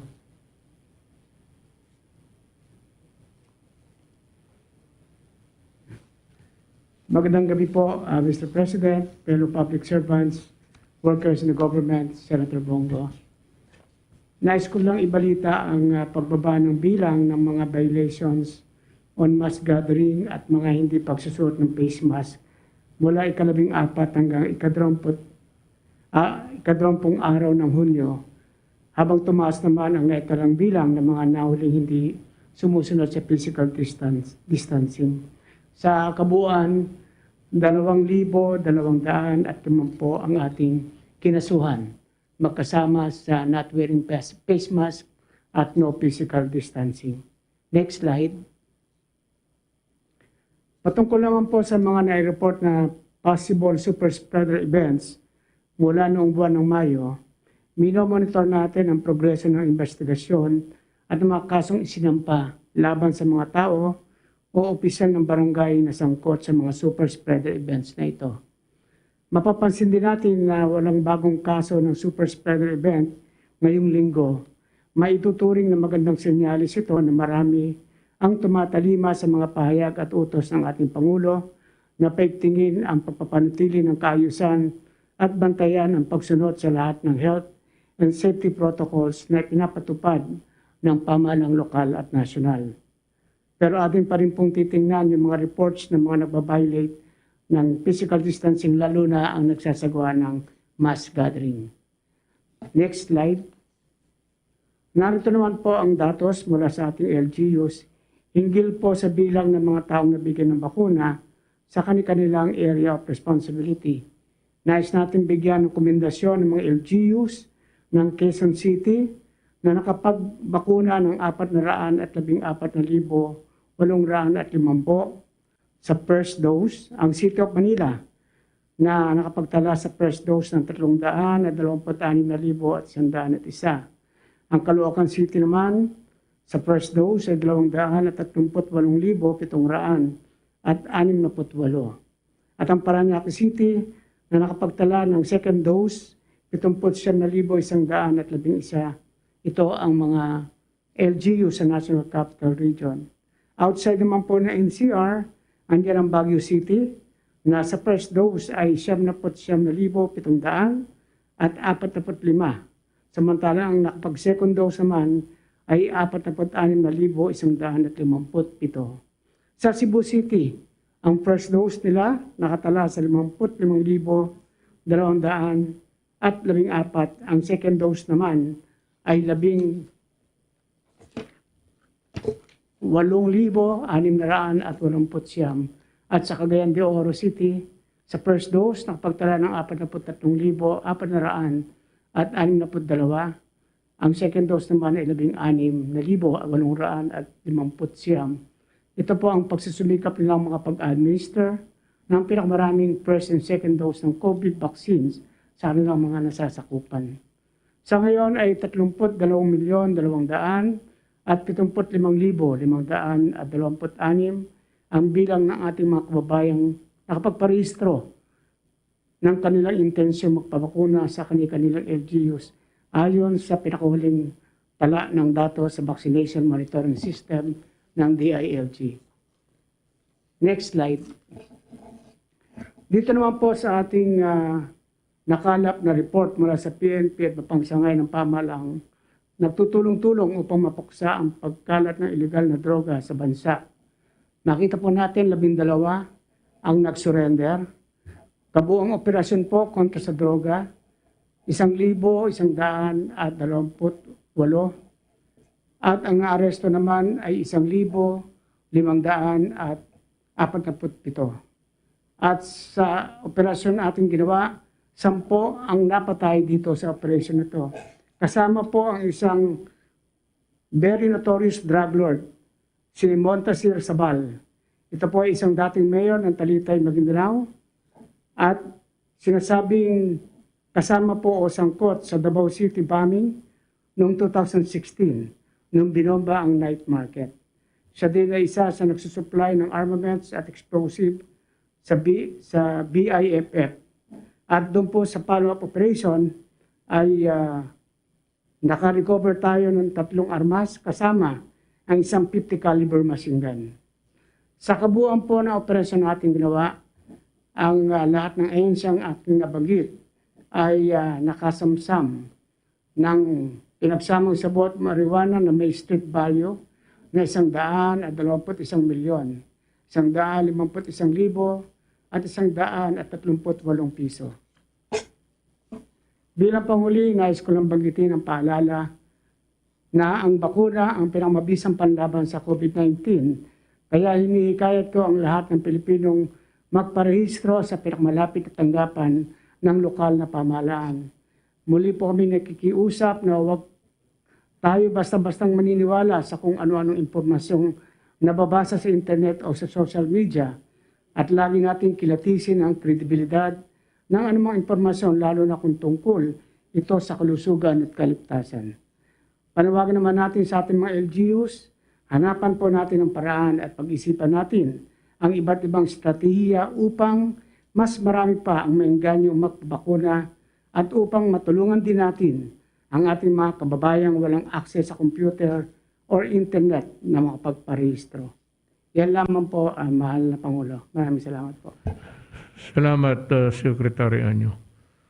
Alam mo, itong, if you would notice, I don't know, pinapublish pa lahat mo yung mga taong inaaresto araw-araw? Almost about, on the average, we are arresting all throughout the Philippines something like almost on the average 800 a day bago itong mga sampa sa droga. And every day, we are able to seize shabu, including itong mga nag-i-import, because there is no laboratory now. It's imported from a country outside of the Philippines.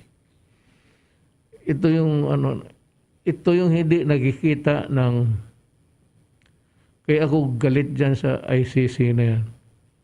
Biro mo, almost 700, 800 people all over the Philippines are arrested. Different people. Hindi yan sabihin mo na recalcitrant na pabalik-balik. And you just can imagine almost every day you look at sa 8888 yung sa TV. Kita mo yung mga pangalan dyan. Minsan umaabot ng 1,000. Oh, how do you, if you do not move against them, it will destroy our country. Ito, narco-politics to eh.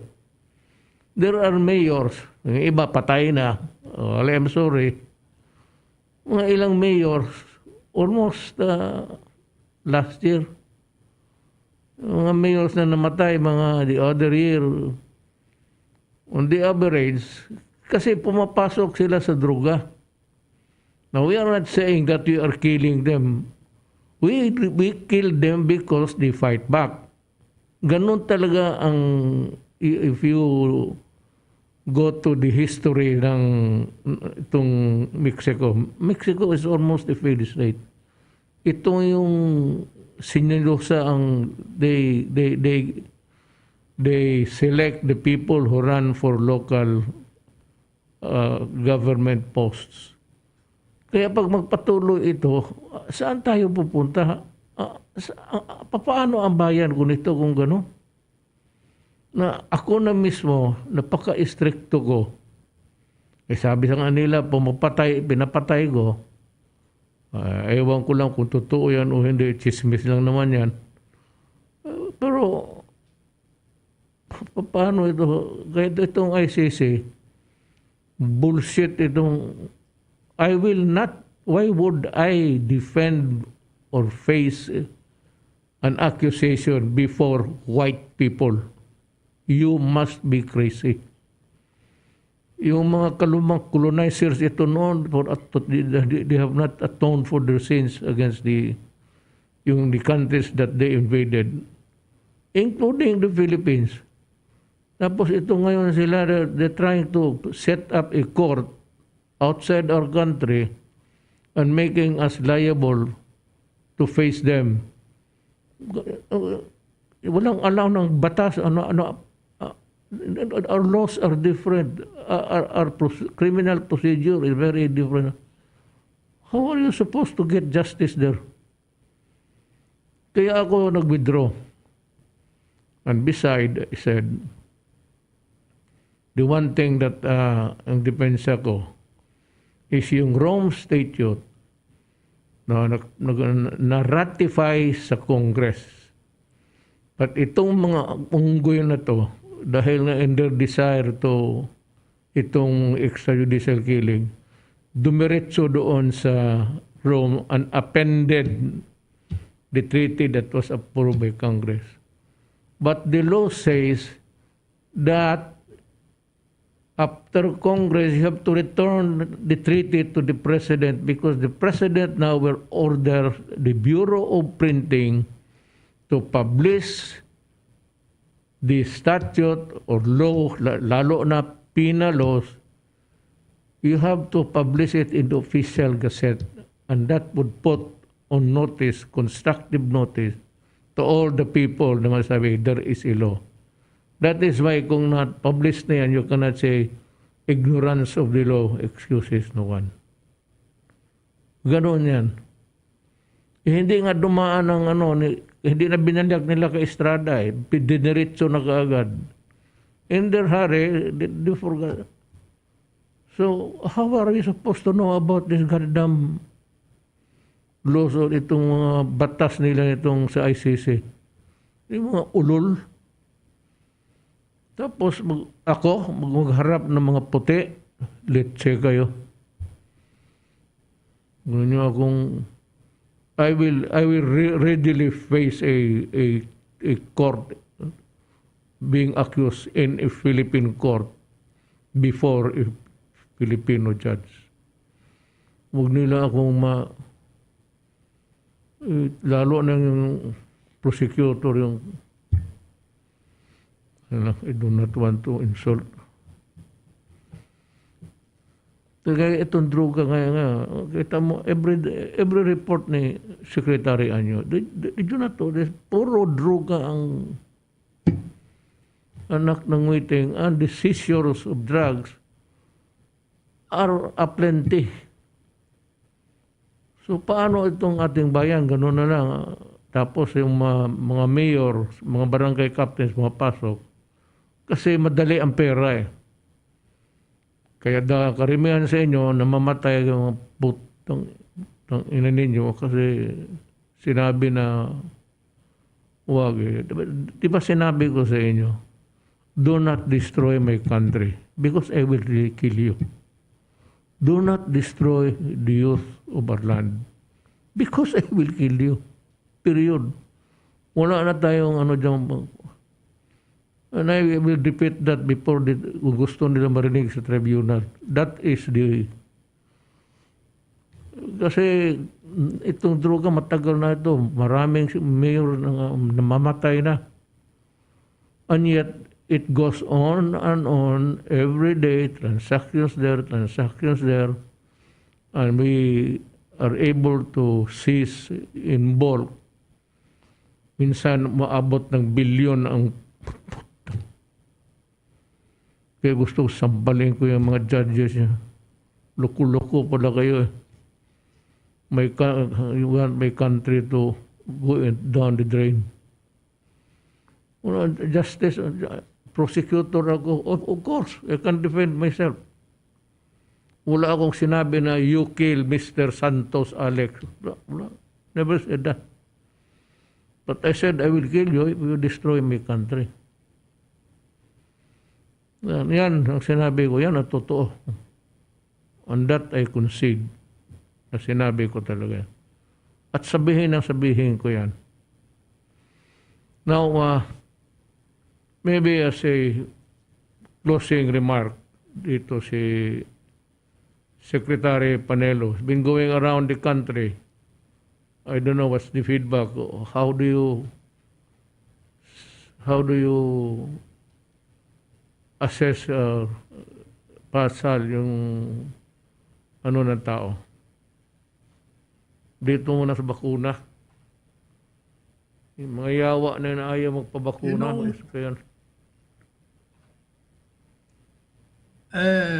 Magandang gabi po, Ginoong Pangulo at mga kasama natin sa Senado kay Senator Christopher Lawrence Bombo. Yung pong pag-ikot ko, initially, yung mga unang buwan ng pandemya, talagang marami pong ayaw magpabakuna. Pero habang tumatagal, nakakapakinig sa paliwanag ng mga doktor, mga scientists po natin, ang panawagan ninyo, panawagan po ng mga secretaries natin, unti-unti naman pong bumaba ang bilang. Katunayan, kung matatandaan po ninyo, yung survey ng PULSE, 74% ang ayaw pong magpabakuna. Pero ang pinaka-latest ngayon ay 49%. So ibig po sabihin talagang marami na ang gusto magpapabakuna. Lalong-lalo na nung nakita po nila yung mga leader nila sa kanilang probinsya na nagpabakuna. At lalo na nung kayo nakita na nagpabakuna na rin. So ibig sabihin, talagang kailangan ng bakuna at yan lang magiging daan upang makabalik po tayo sa normal. Upang bumalik sa kalusugan ng ating pangkalakalan o ekonomiya. Ang mga hinaing lang po ng mga probinsya, like halimbawa sa Batangas, sa Nasugbu, sa Mindoro, at kahit na rito sa Maynila, nanggaling tayo dyan sa Tondo, sa Payata, sa Holy Spirit, marami pa rin ang hindi na babakunahan sa kanila. At humihingi sila ng, nakikiusap sila kung maaari naman, bigyan na sila. Sapagkat narinig na nga nila na marami na tayo na darating na mga bakuna. Kaya yun ang pakiusap nila.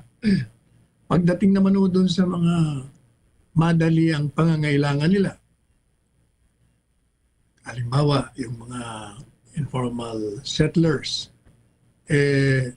siyempre humihingi rin po sila ng tulong sa Pangulo at sa pamahalaan na kung maaari naman, doon sa tinitira nila ngayon, sa ilalim ng tulay, sa malapit sa estero, sa mga pribadong lupain na hindi naman kanila at napagsusunog pa, hindi mo malaman kung talagang sinadyang sinunog o na-aksidenteng nasunog. But ang katotohanan, talagang wala ko silang bahay, walang matatawag na sariling bubong na hindi na nila iisipin kung sila'y mauulanan o mababa o ano.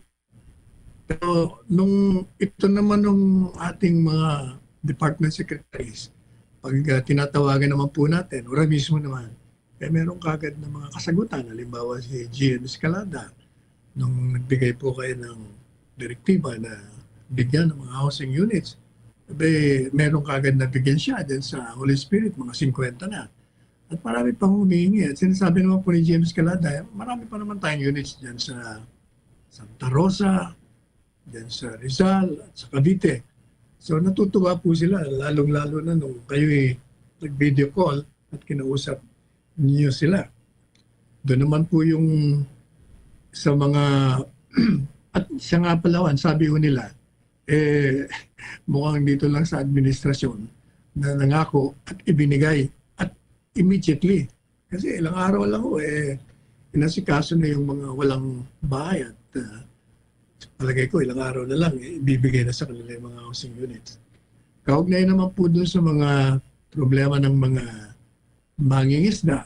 Ang huli kong kausap ng mga mangingisda sa Mindoro, mukhang naman lumuluwag na ng konti. Hindi kaya nung nireklamo sa atin noon na wala ka lang lisensya, iuhulihin ka na, pati ikukulong ka na, pati yung mga boat nila kinukumpis ka pa. Sa iba naman pong parte ng mga barangay kapitan, ang hinihingi lang ho talaga nila sa ngayon, kung maaari lang maliban pa doon sa dagdagan yung kanilang mga allowances, hinahanap po talaga nila yung, kasi nasa frontline sila Gusto ko talaga nila yung bakuna kung maaaring mauna po sila. Bigyan na sila ng bakuna. Yan ho ang kanilang hinihiling. Yan ang mahigpit talagang tagubili kung maaaring iparating natin sa inyo. Now, Ginoong Pangulo, gusto ko po sanang bigyan, ibahagi sa inyo ang aking kaisipan. Kaugnay naman dito sa nangyayari sa Cebu. Sapagkat nakausap po natin si Governor Glenn Garcia nung isang araw at saka kanina lang habang nag-meeting tayo nagkausap po kami. Unang-una ibig niyang iparating po sa inyo na wala siyang kinalaman doon sa TRO na final ng dalawang abogado at hindi siya sangayon doon. Pangalawa, noon niya pa sinasabi na hindi naman siya lumalabag sa protocol na ibinaba ng IATF at nilagdaan niya naman at inaprubahan. At nagpaliwanag po siya ng mga kadahilanan kung bakit naman ang pinatupad nila ay yung ordinansa. Unang-una, sabi niya, I quoted the line, I have an ordinance. Baka naman ako ang mademanda rito pag hindi ko ipasunod. Kasi yung ordinance nila doon, iba sa protocol na ibinaba ng national government. Sa kanila, 3 araw lamang, may swab na, tapos ika-quarantine sa bahay. Sa atin naman, 10 araw. Medyo binababa sa 7, pero naibalik ko lang sa 10. Sa tingin ko po, Ginoong Pangulo, yung pong ginawa ni Governor Gwen Garcia ay hindi po maaaring sabing talagang intentional na paglabag. Sa tingin ko, unang-una, hindi niya nga malaman kung yung bang ordinansa, ano ba yun, susundin ko, hindi ako ba madidemanda rito, hindi. Pangalawa, alagay ko mas malakas yung naririnig ko na paliwanag mismo ng mga OFWs at saka siya, na sila po mismo ang nag-aapila kay Governor Gwen Garcia na pati na yung mga returning residents. Kasi nga, by imposing yung pong 10 araw, nagrireklamo yung returning residents kasi, sabi nila, magbabayad kami ng hotel ng 10 araw. Kamahal-mahal ng hotel.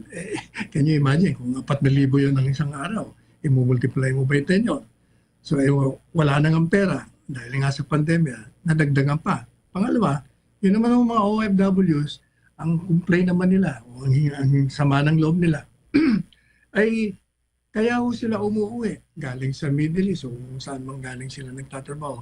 Dahil meron sila mga personal na dapat na asikasuhin, emergency, may bibisitahin may sakit, na membro ng pamilya, o may namatay, o kung ano pang mga mahalagang bagay na dapat nilang asikasuhin. At ang paalam nila, at binibigay lang na bakasyon, mahaba na yung 10 araw. O can you imagine, kung 10 araw nga naman, nandun ka sa quarantine, natapos na, babalik ka na. So, parang walang halaga yung pagpunta nila. At, siyempre, parang ang sama-sama ng loob nila, parang pinarurusahan sila. Pero pinaliliwanagan naman mo natin nga na talagang unang-una yung ordinansa, kahit ang sinabi nyo kanina, cannot prevail over the national policy. Pangalawa, yung patakaran na yan, hindi naman para mayamot sila, mabuisit sila, o sila'y gawin nating na maiinis, o kaya discomfort sa kanila. Kung hindi, yun naman talaga batay sa siyensya at nagbibigay ng protection sa kanila. Yun ang mahalaga ho doon. Kaya sinasabi mo naman ni Governor Gwen Garcia, kaya nga daw inanyayahan naman sila Dr. Duque kasi yun ang mga doktor din, iba rin kasi ang pananaw, parang meron din silang mga trials doon na lumalabas na okay naman daw yung pinatutupad nila. Kaya yun ang mga suliranin. Pero ibig niya kong ipaiwatig sa inyo na talagang I'm not defying the national policy laid down by the national government. Yes, Talagang tumutungol lang ako sa apila nitong mga OFWs sa mga returning residents. Plus, at the same time, merong ordinansa. Siguro hindi siya na pareho ang mabuti ng mga abogado. at hindi niya rin alam kung paano diskarte. I, Kaya siguro I, naman, dahil na nga nagkakaroon na I ng pag-usap. understand the plight of Governor Yes, Garcia. Pero kasi ito, probably what happened was he was guided by the ordinance. But itong pandemic kasi, it's a national emergency. And the whatever executive order or whatever is recommended and approved by me remains to be obeyed. Ngayon, I cannot make an exception doon para sa Cebu. Kung sabihin talaga nila ng ang task force that you have to go into a quarantine for 10 days, hanggang hindi nagbago yan, wala tayong magawa. And para sa akin, I understand that they are really eager to go home. Once the plane lands dito sa Pilipinas, ang ano nila is really to go home directly. But the problem is, there are rules now to be followed because of the pandemic, the crisis. So we have to, alam mo, they have to subjugate their desires, ano man yan, to the national interest of the country. So all that he has to do is to explain to the DILG. The DILG naman ang may jurisdiction yan eh. Hindi naman ang task force, hindi naman tayo. It's if you do not want to follow, then the DILG would call your attention. Parang ganun lang yan. Pero I understand the sentiment of most of the returning OFWs.